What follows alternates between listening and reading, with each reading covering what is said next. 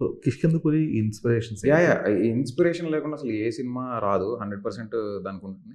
'కిష్కింధపురికి' inspiration ఏంటంటే first నేను మీకు ఏదైతే ట్రైన్ సీన్ ఉందో ఒకటి దాంతో స్టార్ట్ అయిందని చెప్పానో, దానికి నేను ట్రైన్‌లో మా హోమ్ టౌన్‌కి వెళ్తున్నప్పుడు మిడ్‌నైట్ జర్నీ చేస్తున్నప్పుడు అసలు కంప్లీట్ పిచ్ డార్క్ ఉన్న ఒక సిట్యుయేషన్‌లో అది చూస్తున్నప్పుడు నాకెందుకో ఒక చిన్న థాట్ వచ్చింది.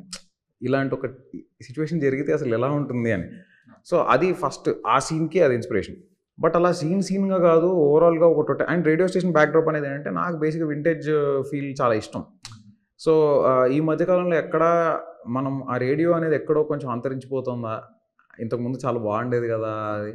ఆ ఫీల్ తోటి ఇంట్రెస్టింగ్‌గా ఉంటదని అనిపించి నేను అది అలా స్టార్ట్ చేశాను. తర్వాత ఆహ్, ఎప్పుడైతే ఇది కంప్లీట్‌గా రాద్దామని డిసైడ్ అయ్యానో, అప్పుడు నేను స్వీడన్ ఎళ్ళా యాక్చువల్లీ. మా అక్క స్వీడన్‌లో ఉంటదనమాట. అక్కడ స్వీడన్‌లో గోస్ట్ వాకింగ్ టూర్ అని ఒకటి 'గమ్లస్తాన్ గోస్ట్ వాకింగ్ టూర్' అని ఉంటుందక్కడ. అక్కడికెళ్ళా. అప్పుడు నాకు చాలా ఇంట్రెస్టింగ్ అనిపించిందది. అరే! ఇదేదో చాలా బావుంది. ఇది గనక మనం సెంట్రల్ అంటే దీన్ని మనం ఒక క్యాటలిస్ట్‌గా యూజ్ చేయగలిగితే, అక్కడి నుంచి డ్రైవ్ అవుతది సినిమా. అప్పుడు నాకు స్టోరీ అల్లుకోవడం ఈజీ అయింది.